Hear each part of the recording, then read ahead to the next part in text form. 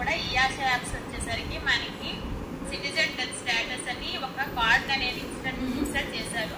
So మీరు అందరూ ASHAs ఎవరైతే మీ జనాభా ఉన్నారో మీ జనాభా పరిధిలో ఎవరైనా చనిపోతే ఏ రోజుకి ఆ రోజు మీరు డేటాని ఈయాస యాప్లో చనిపోయిన వెంటనే మీకు తెలిసిన ఇన్ఫర్మేషన్ తెలిసిన వెంటనే సిటిజన్ డెత్ స్టేటస్లో మీరు ఎంట్రీ చేయాలి. అలాగే కన్సర్న్ ఏఎన్ఎం గారికి మీరు ఇంటిమేషన్ అనేది ఇవ్వాలండి.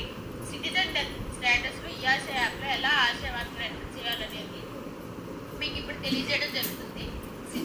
సిటిజన్ డెత్ స్టేటస్ అనే దాని మీద కార్డ్ మీద క్లిక్ చేస్తే మీకు ఇలా ఓపెన్ అవుతుందండి. ఇక్కడ సిటిజన్ ఐడితో సెర్చ్ చేయండి అని చెప్పేసి అడుగుతుంది. సిటిజన్ ఐడి అంటే మనకి వాళ్ళ ఆధార్ అండి. ఎవరైతే చనిపోయారో వాళ్ళ తాలూకు ఆధార్ నెంబర్ అండి. మీ పరిధిలో ఎవరైతే వాళ్ళు చనిపోయారో వాళ్ళకి సంబంధించిన డేటా మీరు ఎంట్రీ చేయాల్సి వస్తుంది. కాబట్టి వాళ్ళ ఆధార్ మీ దగ్గర ఎలాగో హౌస్ హోల్డ్ సర్వేలో మీ దగ్గర ప్రతి ఒక్క ఆశా దగ్గర కూడా ఆధార్ నెంబర్ అనేది ఉంటుంది. ఒకసారి చెక్ చేసుకోండి. ఇలాగ ఆధార్ నెంబర్ కొట్టి సెర్చ్ కొడితే మీకు వాళ్ళ తాలూకా డేటా అనేది ఇలాగ వస్తుందండి. ఆయన ఏదైతే వాళ్ళ సచివాలయం కోడ్, సచివాలయం పేరు, రెసిడెంట్ తాలూకా ఐడి, అలాగే సిటిజన్ పేరు ఏదైతే ఉందో అవన్నీ మీకు ఏజ్ ఫిమేల్ అనేది మీకు ఇక్కడ వస్తుంది. ఇవన్నీ చెక్ చేసుకున్నాక మీకు చనిపోవడానికి గల కారణం ఏమై ఉంటుందంటే వీళ్ళు natural death, accident death, suicide, snake bite, unhealthy death, maternal child death అనేది మేము కొట్టాల్సి వస్తుంది. ఇందులోకి వచ్చేసరికి న్యాచురల్ డెత్ అంటే మనకి మామూలుగానే వాళ్ళు వయసు అయిపోయో లేకపోతే వయసు అయిపోయిన వాళ్ళు ఎవరైనా చనిపోయి లేకపోతే సహజంగా ఎవరైనా చనిపోతే ఎలాంటి అనారోగ్యం కాకుండా మామూలు ఇంటి దగ్గర మనం చనిపోతారు కాబట్టి నేచురల్ డెత్లో మీరు కొడతారు. యాక్సిడెంట్ డెత్ అంటే ఎవరైనా ప్రమాదవశాత్తు మీకు ఎవరైనా చనిపోతే అందులో రెండో దాంట్లో కొడతారు. మూడోది సూసైడ్ అండి.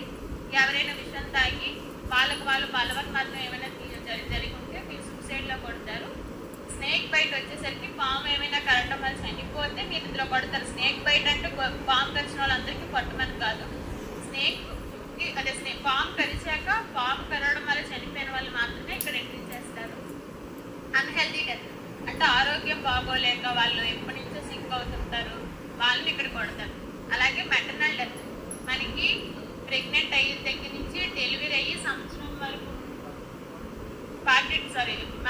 డెలివరీ అయ్యి 42 days వరకు ఉండే వాళ్ళని మెటర్నల్ డెత్ కింద మనం క్యాలిక్యులేట్ చేస్తాము. సో వీళ్ళని మనం మెటర్నల్ డెత్ కింద ఎవరైనా మీకు అలాంటి వాళ్ళు ఎవరైనా జరిగితే మాతృమరణం కింద మీరు ఇక్కడ ఎంట్రీ చేస్తారు.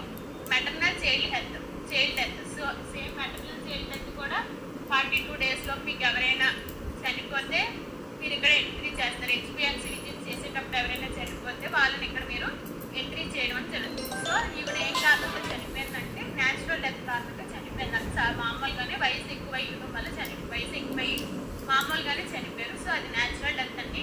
గుర్తుపెట్టుకోండి, మీకు ఎవరైనా హార్ట్ అటాక్ అని ఇలా మీరు ఎంట్రీ చేస్తే దానికి సంబంధించిన డాక్యుమెంట్ మీ దగ్గర ఉండాలి. 2 కిడ్నీలు పోయి డయాలసిస్ అయ్యాయనో లేకపోతే హార్ట్ ఇంతకుముందు ప్రీవియస్ హిస్టరీ అనేది వాళ్ళకి ఉంటేనే మీరు ఇక్కడ కొట్టాలి. లేకపోతే మాత్రం మీరు అందరికీ న్యాచురల్ డెత్ అనే కొట్టాలి. చనిపోయిన ప్రదేశం ఎక్కడ, ఇంట్లోనా?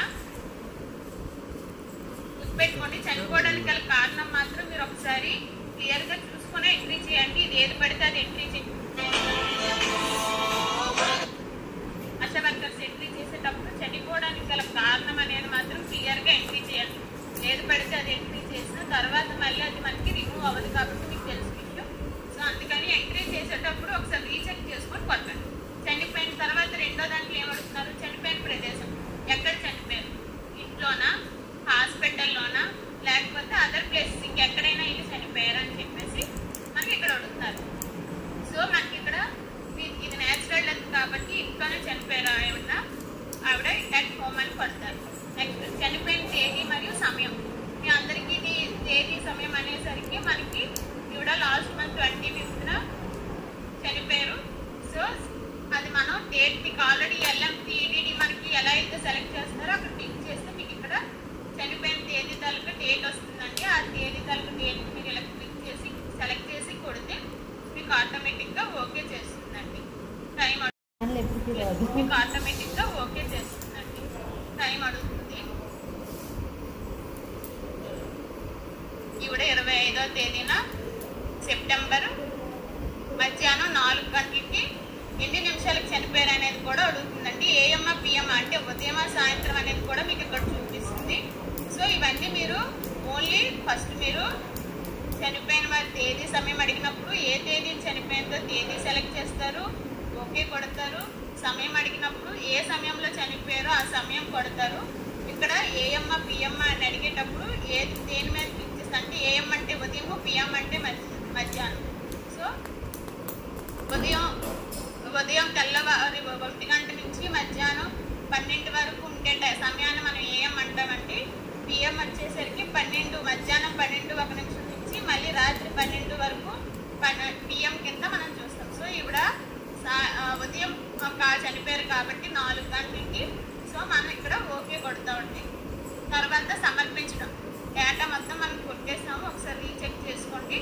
సో ఇవిడ న్యాచురల్ డెత్, అలాగే ఇంట్లోనే చనిపోయారు, తేదీ సమయం అనేది ఆవిడ ఏ రోజైతే చనిపోయారో ఆ డేటా అనేది వేసాము. ఇప్పుడు సబ్మిట్ చేయాలండి, సమర్పించు. కింద మీకు డేటా సబ్మిటెడ్ సక్సెస్ఫుల్లీ అని చెప్పేసి కనిపిస్తుంది. సో ప్రతి ఆశా వర్కర్ కూడా తమ పరిధిలో ఉన్న ఎవరైనా చనిపోయారని తెలిసిన వెంటనే సిటిజన్ డెత్ స్టేటస్లో అయితే అప్లోడ్ చేయాలి. ఎలా అప్లోడ్ చేయాలి అనేది మీకు ఈ వీడియో ద్వారా తెలియజేయడం జరిగింది. ప్రతి ఒక్క ఆశా వర్కర్ కూడా ఏ రోజుకి ఆ రోజు కూడా మీ పరిధిలో ఎవరైనా చనిపోతే